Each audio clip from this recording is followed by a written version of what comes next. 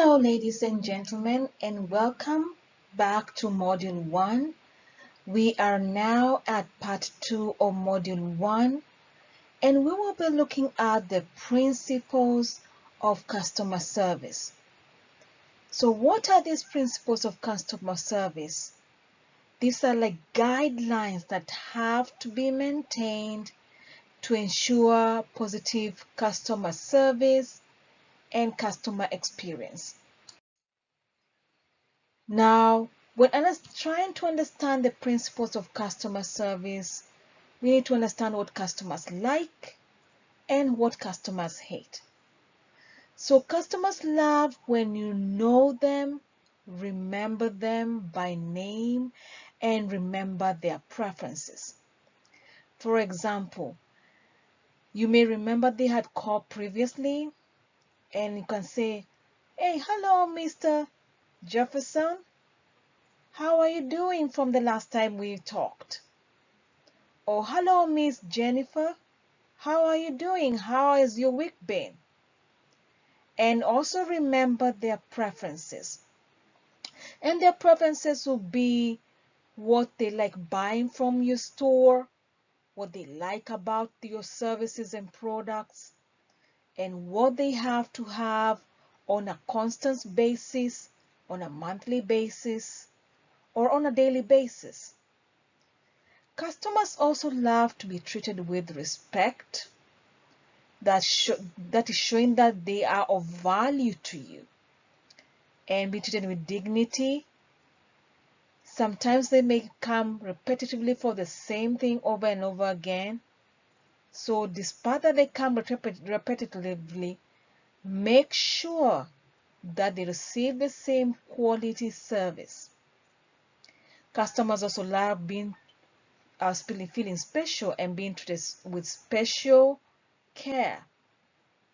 And this could be just going a little bit extra mile. For example, how you package the products. You may do a little bit special, for example, in Christmas time. Instead of giving the package like an ordinary package, why not wrap a ribbon around it?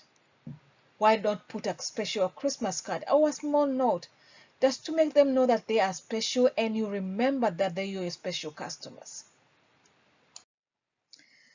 Customers also want to know that you're accountable when problems arise. An example is when a customer calls in and say, "Oh, I've noticed my account has been having a problem," or "this function is not working." Now, for you as a representative, you need to take accountability of that and say, "I am sorry. I did not realize that that was happening to the account, but let's take a look at it. Let's take care of that for you today." So you are accepting the problem, that there is a problem. You're being accountable for it, other than being dismissive. Now, and instead of being dismissive, would be like, "Oh, how did that happen? Is it somebody else who did that?" So you're being more of unaccountable when you say those kind of statements. Customers also like the ability to reach a live voice or person when problems arise. I know we are in the age of technology, and most people prefer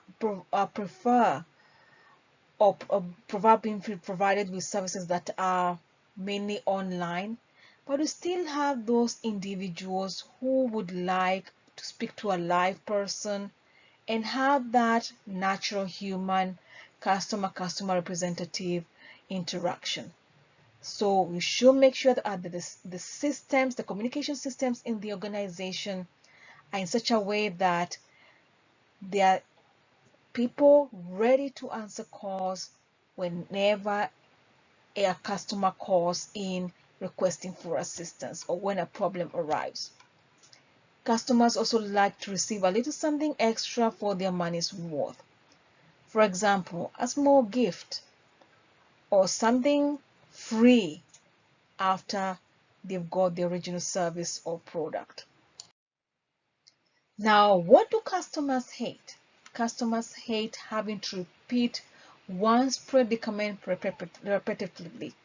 For example, calling over and over and over again concerning the same problem, going to a month, several months, and a year.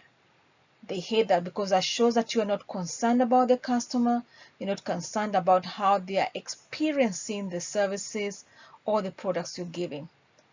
Customers also hate ignorant salesmen. These are salesmen who have no detailed knowledge of the services they offer or they are selling, or of the products that they are selling. So it is essential that you, as a representative of any organization or any department or any store, you have expert knowledge on what you're selling to your customers. Customers also hate apathetic employees and also being put on hold for too long. So it is essential before you put a customer on hold, you will need to first and foremost ask for their permission. For example, Mr. Jefferson, is it okay if I place you on a brief hold? I will be right back with you. Then when the customer gives the permission, then you'll go ahead and place them on hold. Now, if you see that it's going to take a longer time than expected to resolve the issue while the customer is placed on hold, check in with the customer and say, for example, I apologize. I am sorry. I did not know that it's going to take a long time, but I'm just checking in with you just to tell you what's going on. I will be right back with you, and this is what is going on.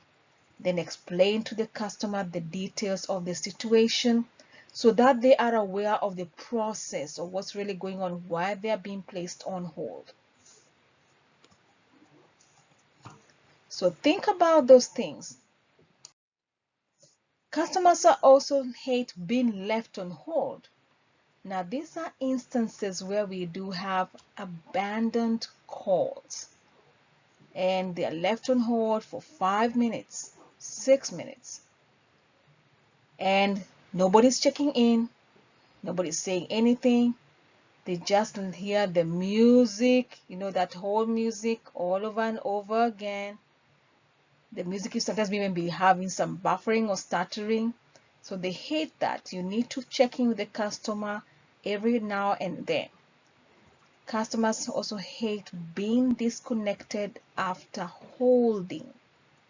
You will need to explain to the customer why you put them on hold and make sure that the phone call does not disconnect. Now, if the phone disconnects, it is important to make sure that you always have with you the details of the customer.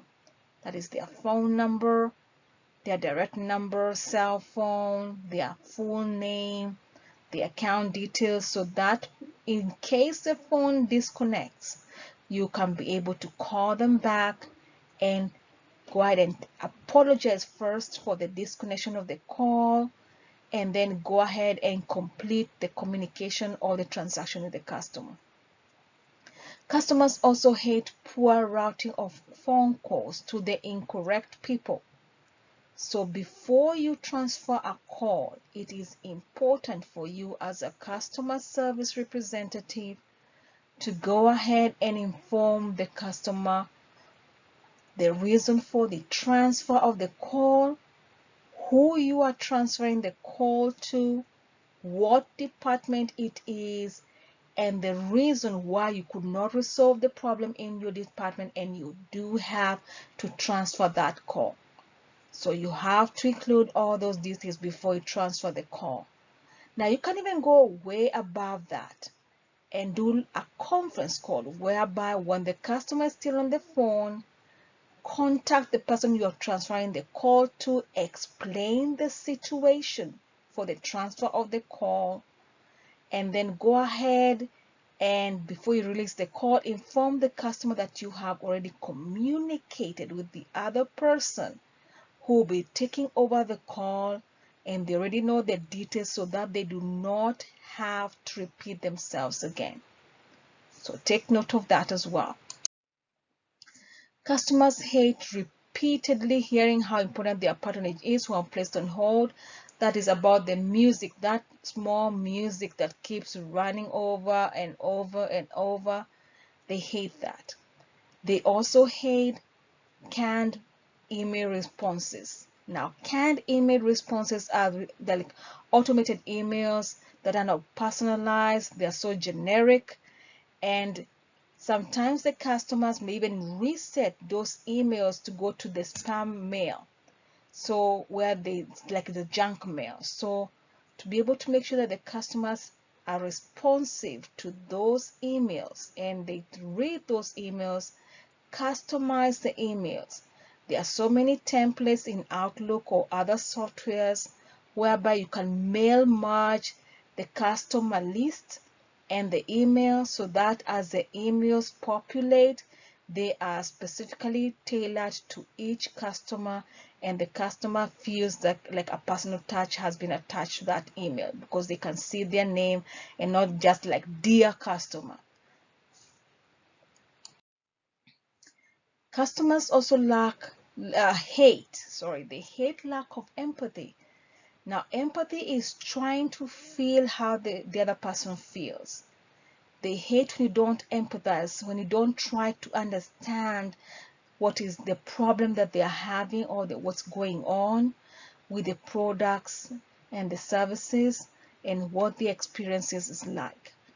So lack of empathy is whereby, for example, in a call center environment, the customer is calling in concerning a problem and you are so generic, you're just following the call script. You don't say, oh, I'm sorry, I'm trying to understand how I can help you. There's no soft skills of showing that you are concerned with the customer. So lack of empathy will result in the customer feeling that you have no concern for their services, you have no concern of how much they have invested in the company by getting your services, and all you want is their money. But when you show empathy and that you really understand what's going on with the services, they will be willing to come back to you as a repeated customer.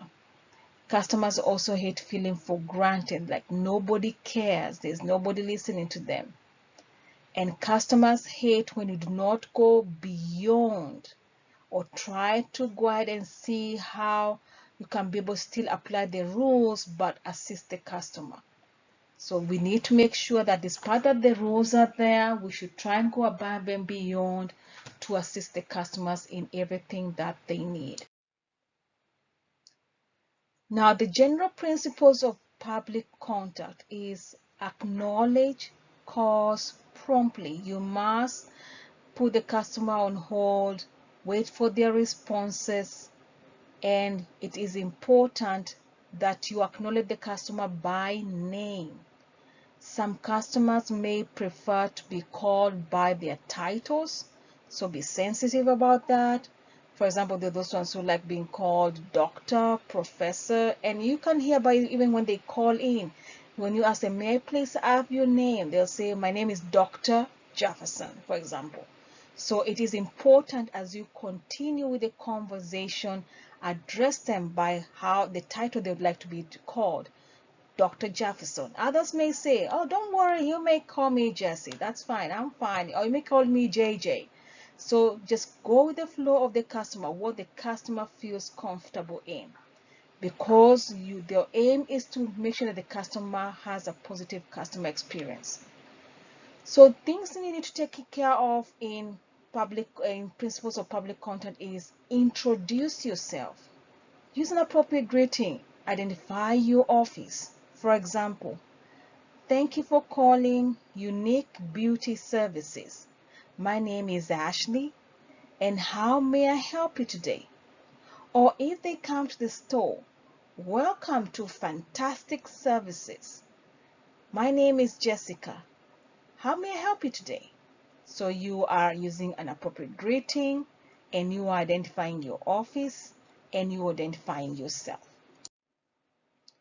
Then the other principle is you need to offer assistance by saying, how may I help you, with a smile. Remember, a smile goes a long way.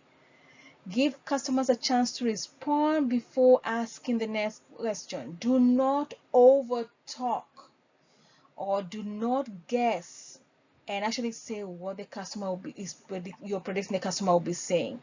So give the customer time to express themselves. Some may take longer than others, but give them that space, because by giving them that space, you're showing that you're really out to take care of their needs. Then acknowledge the customers with ma'am, sir, judge, depending on what they prefer to be addressed by. And in case you do not get the name correctly, you may ask, "Excuse me, ma'am, could you kindly spell your name for me?" And they will go ahead and spell their name. Or, "Kind sir, could you kindly spell your last name for me?" And they'll go ahead and do that for you. You need to also maintain a calm, appropriate tone of voice. Remember, have a smile on your face as well as in your voice. A customer can tell if you're talking over the phone, if you're angry, if you're sad, if you're bored, or if you even don't want to take care of the customer at all, you don't even want to listen. They can hear that in your voice. And they can also see that in your face as well, if they are actually, it's a face-to-face conversation. So remember, it's calm, appropriate. Do not transfer the frustrations that you had with a previous customer to the next customer, because sometimes it may be like a time when there's so much traffic, or it's a high time, there's a long talk time, and you're frustrated that problem's not being solved, and then it's finally solved, and then another customer comes in and you're so tired. Do not show that to the customer. Maintain a smile, be calm. If you may need to take a break or a breath, just relax and compose yourself. Kindly do so before you proceed to the next customer. It is important also to give customer your full attention while working with them. And this is shown by how you engage with the customer. And that is also through the conversations. You can confirm what the customer is saying. You can rephrase what the customer is saying. That shows you're paying attention to the customer. But let's say, I'll give an example of how you can show you're not showing full attention. Let's say a customer calls in and say, "Hello, my microwave stopped working and I don't know what to do. It was so expensive and I need this replaced. It still has a warranty." And you, as a customer service representative, you said, "Oh, I'm sorry, what did you say?" Now that shows you are not paying full attention. And that is wrong. You need to pay full attention. And a good answer to that customer will be, "Oh, I'm so sorry your microwave stopped working." You find there you are rephrasing what the customer said. And then go ahead and give a pathway to resolving the problem. And you can say something like, "Oh, don't worry, we are going to try the best we can to resolve that problem for you today." You also need, as a customer service representative, we need to have the principles of offering interpreter services if needed.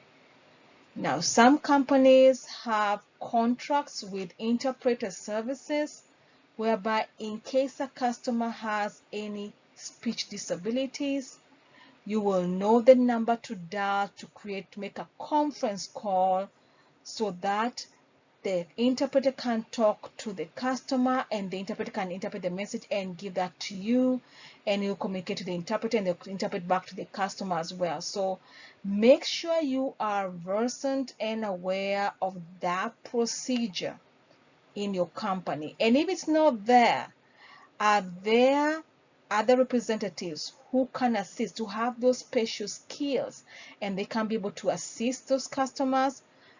Note them down, or make sure you at least know how they can be contacted when the need arises. It is important also to use paraphrasing and questioning to clarify needs, to acknowledge responses. For example, saying, "Yes, I see. I will take care of that." "Oh, I'm so sorry about that." And when you're questioning or using questions to ask the customer what they need, make sure that the questions are relevant or the help meet your agenda of getting the information you need to resolve the problem. For example, if a customer is asking about a faulty computer and you need more information about the damage of that computer, a wrong question would be like, "What is wrong with the printer?" Now that is wrong. But the right questioning will be, "When did the computer stop working? Is there anything special you noticed when the computer stopped working? Can you turn on the computer? Can you turn off the computer? Is there a display on the screen when you turn on the computer?" So you see, the questions are helping you clarify the needs to better serve the customer. So as we've talked about interrupting, remember, don't interrupt. Don't try to ask the customer to repeat themselves. Make sure you're up to par and you are present when talking to the customer. Most of the times people do not understand what the customer is saying because they are not present. They may be trying to multitask. There are some who are very good at multitasking, especially if it is a repetitive job and they've done it for so long. However, do not assume that you know everything despite that you've done the job for so many years or so many months. Make sure you are present, that you're listening to the customer from the beginning of provision of service to the end of provision of service. Avoid using jargons, acronyms, or difficult terminologies that are only understood by the company and yourself when communicating with the customer. And this is especially sometimes found in actually when providing customer service for softwares or hardwares. Now, for example, the customer is saying, "My Microsoft Word is not loading. I'm not being able to type." And now, if you're trying to use terminologies to try to help that customer, it may not work because maybe they may be new to the Microsoft Word platform and software. So you will need to find a language that you can use that is easily understood by the customer. For example, if the customer says, "I'm sorry, my Microsoft Word is not opening," you cannot say, "Oh, I understand your software is not loading." They'll be like, "What software? What are you talking about? It's Microsoft Word." Now you see, you start arguing with the customer because the customer is talking in plain English and you're using terminologies. So make sure that you are talking at the same level with the customer. Avoid slang, avoid abbreviations. I don't know where the BHF is. I don't know where SH is. Make sure you fully use complete words and phrases for the customer to understand what you're talking about.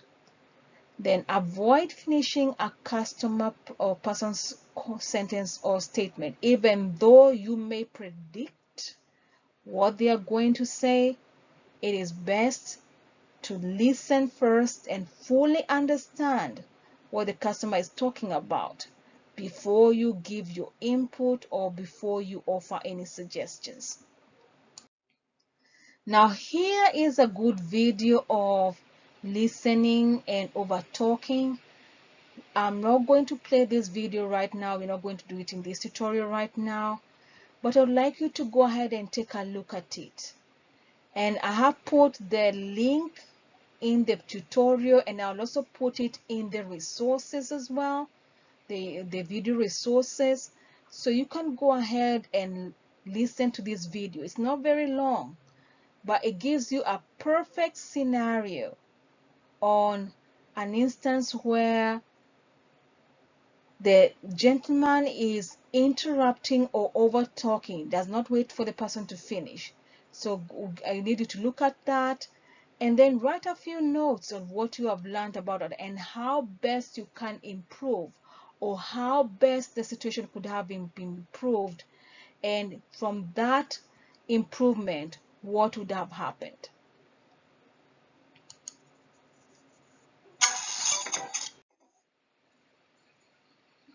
Now, moving on to the principles of public contact, the principles of customer service. Avoid discussing personal or unrelated issues with other staffers while assisting customers. Now, in these instances, especially when you're talking to the customer over the phone, you may tend to forget that somebody else is asking you a question, especially when you're in an open plan office. And let's say, for example, people are going out for lunch and your friend passes by and says, "Hey, Jesse, I'm going out for lunch. You want a sandwich?" And there you are, just place the customer on mute and go ahead and speak with the gentleman or lady. Now remember that sometimes the mute is not hold. The customer may sometimes be able to hear what you're saying if you don't mute properly. So make sure, even as you're asking questions to your supervisors or the other representatives that you are around you, make sure you do not talk unrelated issues, because sometimes the customers can hear what you're saying. So make sure do not discuss personal or unrelated issues with other staffers while assisting customers. Avoid thinking out loud or voicing personal opinions. Now, thinking out loud may be, "Oh my God, what are we going to do about this situation right now?" That's thinking out loud. Do not do that over the phone or in front of the customer. Make sure that you're only professional when talking to the customer. Now, here is an example of a customer service representative talking unrelated issues. It's a very interesting video that I found interesting. I'm not going to play this over here during our tutorial, but this is another video I want you to look at. And it basically shows how sometimes a representative may think out loud. It may even be negative thinking out loud, or they may be talking unrelated issues with other CSRs who are walking around, and they would like to still serve this customer, and the customer may sometimes be hearing what's going on, and you may have thought that you put the customer on hold, but the customer is not on hold. So make sure you go through that video and write a few notes on what you have learned. I'm sure some of these are experiences that you have seen, witnessed, or even gone through yourself. So take a look at that video and see what you learn from it.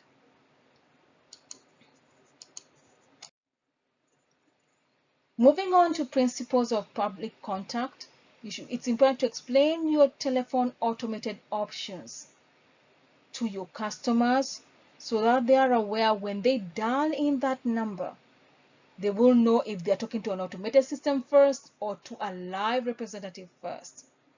We do have these days whereby there's an automated system option for the customers to interact with before they talk to a live representative.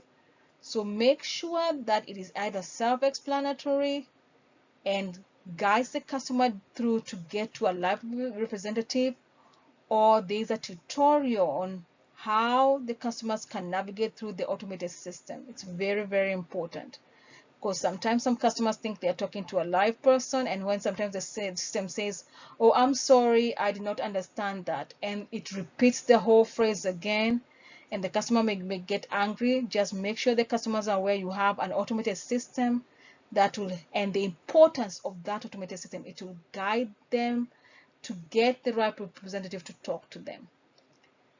And then remind callers that they can exit the system and speak to someone when your office is open.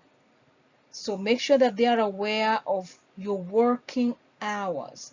Do you work during the, how long do you work during the day? Do we have 24-hour service? Are there emergency contacts?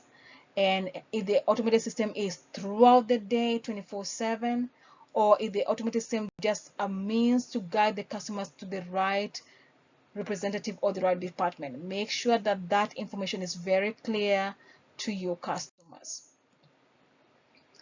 Now, before placing a customer on hold, or as I said, obtain permission by explaining the reason why you're putting them on hold and why it's important to put them on hold. Explain in simple terms if it's a complex situation and why they need to be placed on hold. And remember that as you place them on hold, to keep on checking on with them. Do not exceed a minute without returning to the customer for updates, thanking them for holding, so that they can understand that the time they are holding is not a waste of time. There's something else going on at the back of the scene. Make sure they understand that. For example, after 1 minute, you may say something like this: "Oh, thank you, Mr. James, for holding. Your call is very important to us. We are still trying to resolve your billing issue. Right now, I do have the supervisor trying to override some softwares that I'm not allowed to access, so that we can go ahead and take care of this for you. So kindly continue to bear with us on hold as we resolve this problem for you. I'm going to place you again on a brief hold. Is that okay with you?" If the customer says yes, place them on a brief hold and then go ahead and continue with resolving the problem. Now, before transferring calls, explain why the transfer is necessary, who you are transferring to, the reason for the transfer.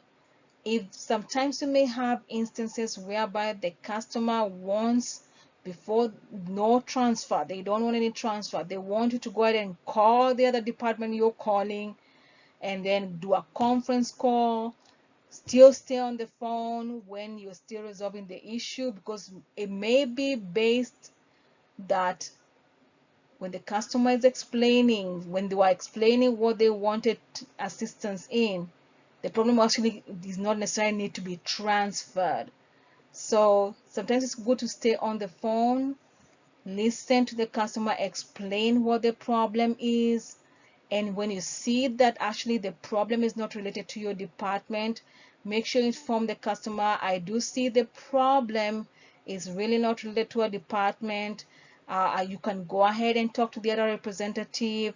I'm going to go ahead and release the call on my end. Is that okay with you?" And now if the customer says, "Okay, you can go ahead, I'm good to go, thank you so much for helping," then make sure you say, "Okay, I'm going to go ahead and release the call, thank you," and release the call and go ahead and attend to the following customer.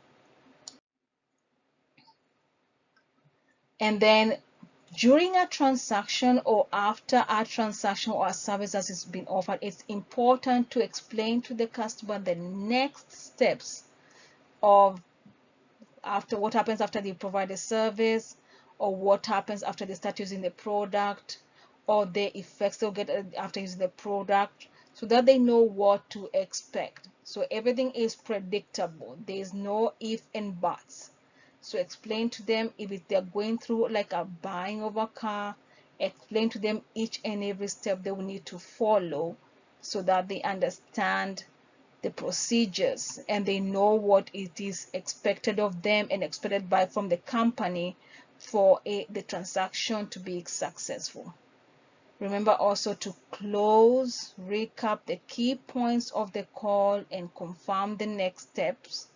So make sure after everything has been resolved, recap the call, and like for example, you can say, "All right, thank you, Miss Jessica. We have just resolved your problem. You called in. There was a problem with the automated key in your car. And right now we have gone ahead and scheduled a technician and a service for your car to go ahead and reset that key. Now what's going to happen after this, you will receive a call, and when you can bring in your car, We will go ahead and give you a cab to go ahead and run around your businesses as you wait for your car to be serviced. And we did go ahead and look at this and see the total for the service is this and this amount of money. And is there anything else I can help you with? So you recap the call, the key points of what happened, and then tell them the next steps. It's better to do that. And lastly, as I've already said, ask them, is there anything else I can help you with? Now that is very important because sometimes the customers forget about other services that they needed assistance with, or they wanted to inquire about, or they wanted to buy something else. So when you ask, is there anything else I can help you with?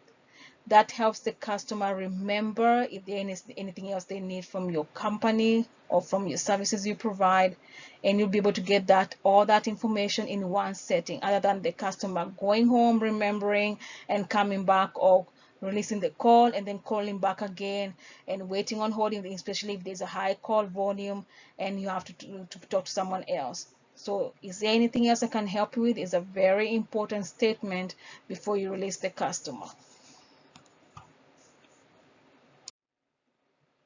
Then remember to thank the customer. Thank you. The word thank you is very important. Take your time. Take your time to explain your responses to the inquiries.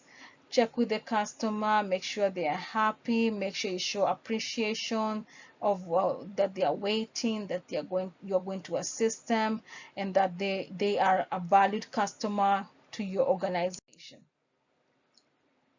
And if necessary, you can confirm in writing any transactions that you're making or any services you are providing, and make sure that the customer understands the fine print of every service that you are offering. For example, you can have, especially if you're dealing with the legal services or insurance, make sure the customer understands what they are getting themselves into, what services they're getting themselves into, what contract they are getting themselves into, what are the implications to their lives, to their businesses. Make sure they fully understand that. Now we are in the system of technology today where people prefer paperless writing, whereby instead of mailing, you go ahead and just a PDF, email a PDF copy to the client, or put a PDF copy in the client's account. So make sure that whenever you do that, that the customer gets notifications in their emails or whatever method of contact they gave you for notifications, like a message, that there is a document waiting for them to review, or there's an email awaiting for them to confirm that they have seen or they have read. So this will avoid a lot of technicalities. Oh, I did not get this email, I did not get this document. So make sure that you do use softwares that go ahead and guide the customer in confirming that they have received communication from you in writing. And then it's also keep the customer informed about the progress of the inquiry. Make sure that you get their phone numbers and their names. Make sure that they always know who they'll be dealing with, especially when you have complex problems. It's important that the customer has one person or maximum two people who are handling that problem. Now the customer is calling in, they talk to Jane, they talk to Jennifer, they talk to Louis, they talk to Andrew. Make sure at least if it's a complex problem, the customer, whenever they call, they'll know this person is either supposed to talk to this person or the other person, and that's it. Because that avoids a lot of confusion and repeating the same thing, or being repetitive in something that actually was supposed to be resolved a long time ago. So it's very important that make sure that this progress shown in solving customer problems. Now, during your first contact with the customer, you should set out clearly how long they can expect their inquiry to be answered and agree on a frequency for providing updates. So make sure if it's something that's going to take a long process, they are aware from the very beginning it's going to take a long process. Don't say, oh, this will take a few minutes. Don't worry, sir, this will take a few minutes, and you've been tutored very well. You are aware there's some issues that take very long to be resolved. For example, if a customer is calling in and they want their house to have new cables for television, that is not something that will be resolved on the call within 10 minutes, because we need a technician out to go ahead and put the new cables in the house. So from the very beginning, you need to tell the customer, now this is we will need to go ahead and schedule a technician visit to come to your home to do the full cables in your house. If it's going to cost extra, make sure the customer is aware of the extra costs. If it's cost per room, or depending on the design of the house, make sure the customer is aware of that, so that from the very beginning they are aware of the magnitude of the job that it needs to be done to take care of the situation. Now, when you're going ahead and giving them the process on how to resolve the problem, make sure they are aware of what is expected of them and what they will need to do for everything to be successful from the customer's end. Now, provide the customer with a single name, contact, and telephone number for their inquiry. Use your personal name, just a job title. There are some companies that have policies you cannot give the customer your full last name, which is okay. There are some companies that allow you to give your name and job ID number, which is okay. So if the customer requests for that, your name, your first name and job ID number, you can give that to them. But don't just give them the title, I'm just a customer service representative, or I just work here, or I've not been here for so long. That is not the customer's problem, how long you've been. They need a problem resolved. So make sure you tell them your name and your ID number if they need that. And in case it's a complex situation and they need to know which department you're in, make sure they know that. Sometimes a call center may be very big and they need to know which state you're in. So it's important that they know that, so they know that my problem, the last time I called, I got a customer service representative in North Carolina. Now I'm okay, someone is in Austin handling my problem, so that they are able to know that it's despite their different states, all the people are trained and they can resolve that problem. Now remember that confidential matters should be kept confidential. So confidentiality matters. Do not go ahead and save the customer's information on the desktop. Do not go ahead and write customer information on papers that can be easily dispersed anywhere. Customer information is very, very sensitive. So make sure that you handle that information sensitively. And remember that some companies have some very serious policies on customer information. You are not even supposed to write it down anywhere. Some companies have those rules. So make sure if you will need to write down the customer information, you can do that on a sticky note on your desktop. And once you resolve the issue, the customer delete, move on to the next customer. That helps resolve the problem of customer information lying all around and avoiding you to get in trouble as well. So all communications, if they have to be printed out in writing, if they have to be over the phone, face to face, be aware that it is important to keep it safely and be sensitive. Be sensitive with that information. Make sure it is not accessible to other agents or other people in the department who are not concerned with that customer's account. Remember that sometimes a customer account can have a lot of details: social security number, card number, home address. So be very careful with that. Make sure that you understand the customer's needs and customer's preferences when you're being sensitive to their needs. Some customers are very particular of who should access an account or who should access particular services in that account. So make sure that there are notes on that account to avoid future problems on the customer's needs. Now be very careful when you're communicating to the customer, because customers have different backgrounds, They have different cultures, visual and hearing impairments, mental illness. So especially in instances where you're talking to the customer over the phone, you may not be able to directly or at first identify these issues. It's only when you continue having a conversation. So be sensitive to this person.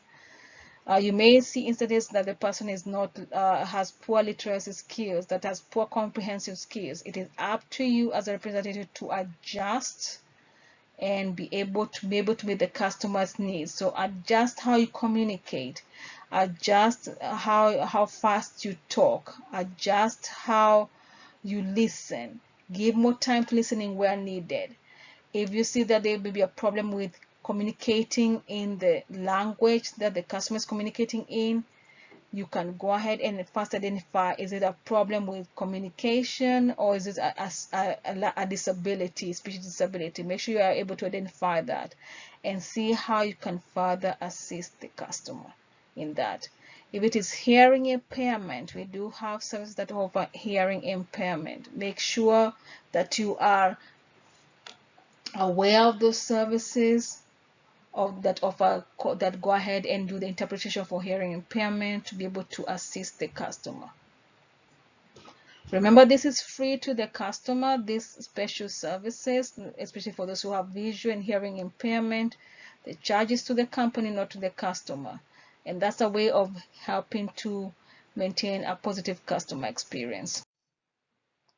Now, in the instances whereby you are scheduling appointment times, make sure that the appointments are flexible and they're not sort of like back-to-back appointments, especially in face-to-face contact. Make sure there's some time left between one appointment and the other, and that time, that idle time, helps you prepare for the next customer, helps you to consolidate the information that you have acquired from the previous customer, and helps you to prepare for the next customer. So at least they should be, at least make sure that the appointments are vary depending on the nature and the complexity of the problem. If an appointment is to take a week before, you can, if it needs to take a week before the appointment, make sure the customer is aware of that. If it's a day that it needs to take before the issue is resolved, make sure the customer is aware of that. And when you're scheduling the appointment, make sure you put the appropriate time that is suitable to the customer, not to you, to the customer, and the date that is also suitable for the customer. You may have instances whereby the customer calls in and says, "Oh, I'd like to make an appointment to talk to someone in the office, but I am only available on Saturday at 2 p.m. Now, you are aware that your office closes at 2 p.m. on Saturday. So how do you help this customer? You have to be flexible.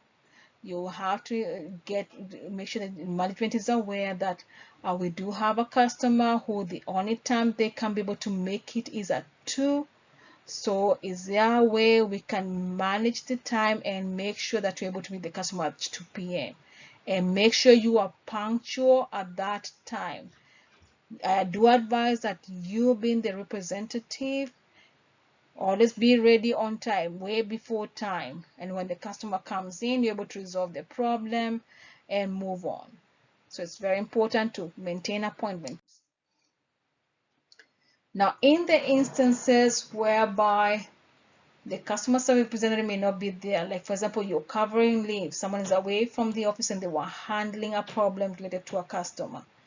Make sure, for example, if they were communicating over email and the person has to abruptly go on leave, that in case the customer communicates to that person, there's an auto email explaining the reason for the representative not being there and who else they can talk to and when they will be available after the leave. So that's clear communication, and make sure that all the right people are aware that you are not in the office in a particular time or duration of time, so that in case a customer calls in requesting for you in specific to talk to, everyone is aware what's going on, where you are, the reason you're not there, and who else can assist that customer so that the situation is resolved.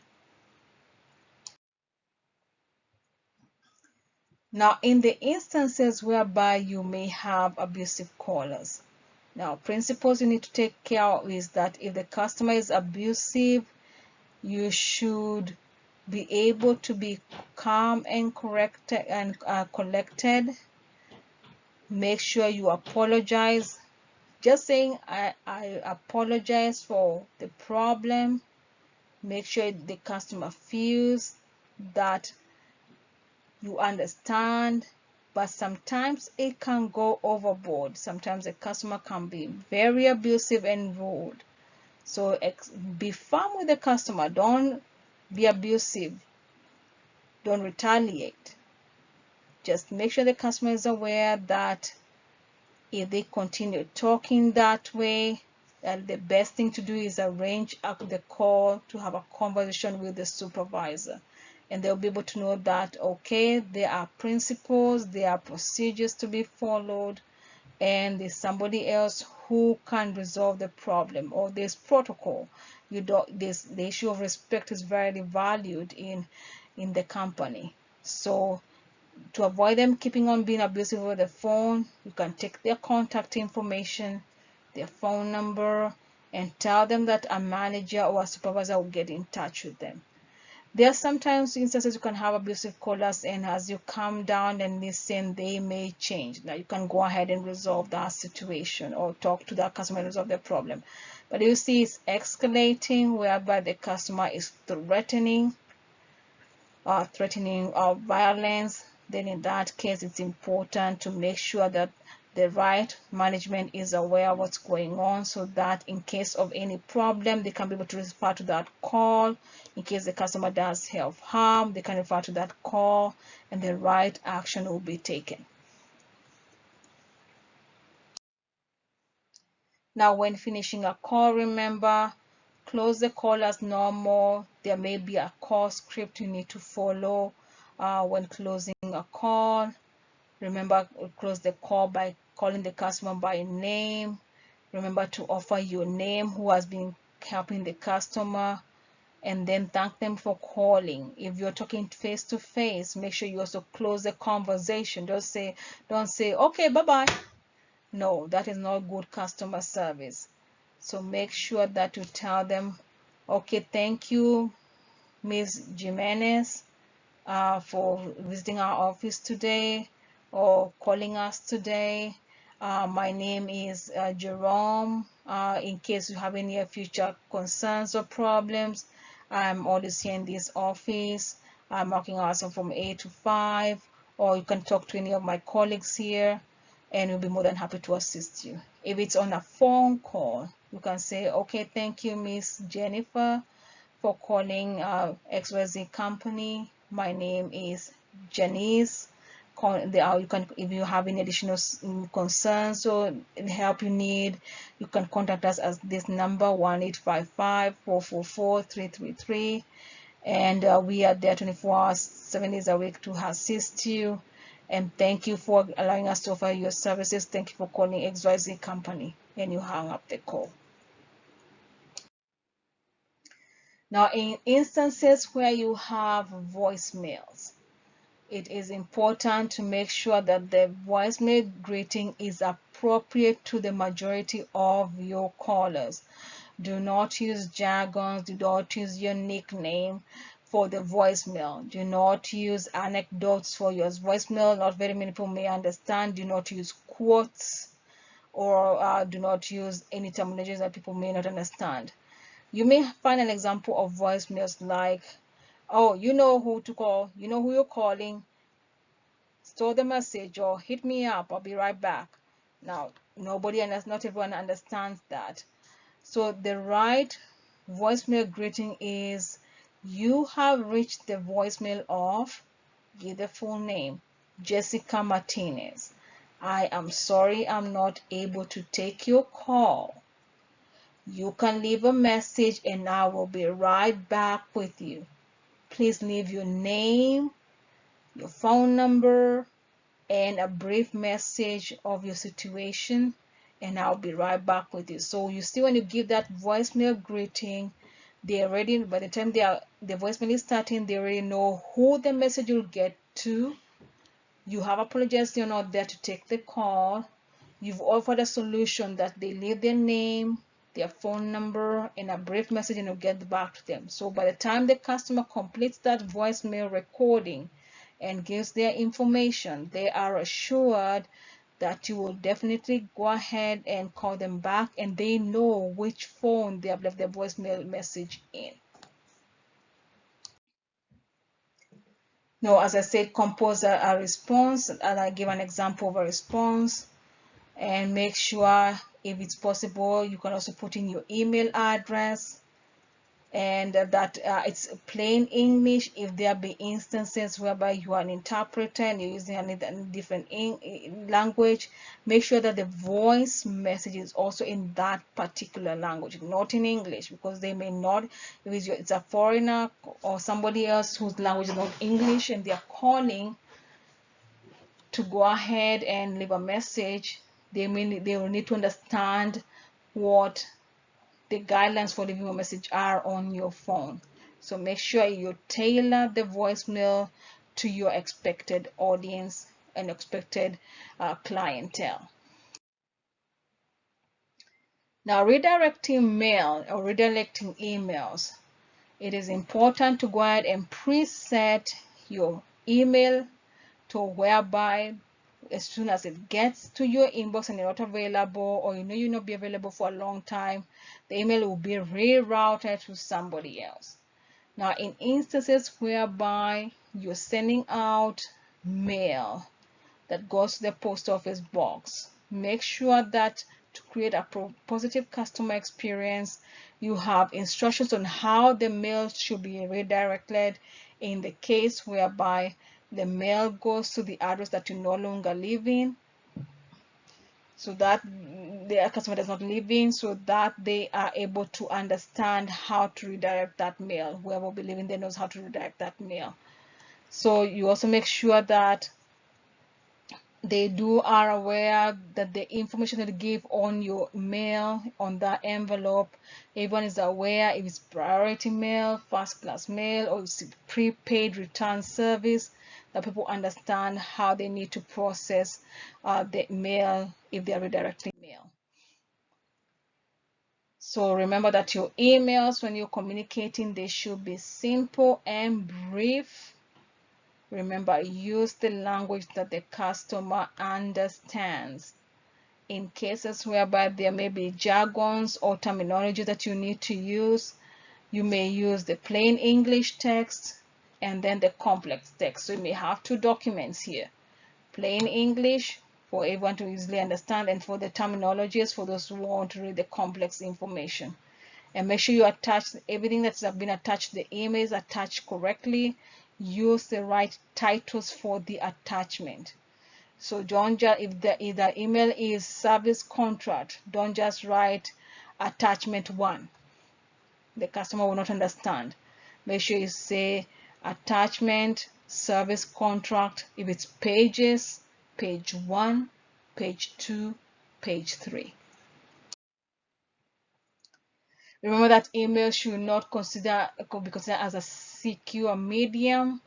So you can have some encrypting of emails. If it's sensitive information, they may need to use a password to encrypt the attachment. So make sure the customer already knows how to do that. If you prefer that the information may need some coding for security reasons, make sure the customer is aware how to decode that message as well. And we have come to the end of the principles of customer service and the principles of customer contact. Now, you do have a short quiz at the end of the module 1. It's not a very long quiz. You can see there's question 1 there, and then there is question 2, there is question 3, there's question 4, there's question 5,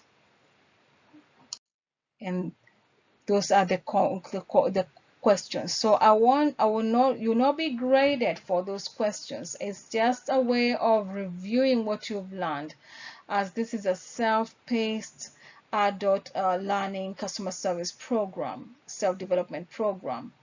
So just go through those courses and get the questions and the quizzes and get to understand the meaning of the questions and the most possible right answer for you for the questions. And also review the program just to make sure if there are any questions or concerns, go through it again. There will be other resources for you in the resource section to look at as well. And that is the end of module 1. We have come to the end of module 1. Congratulations for reaching to the end. I hope you have really enjoyed the module 1 and we have learned so much. Remember the resources for the videos and other extra tutorials to help you understand customer service and how to be a customer service representative. Go through them, and if you have any questions or concerns, go ahead and post them in the discussion as well. Thank you. Have a good day.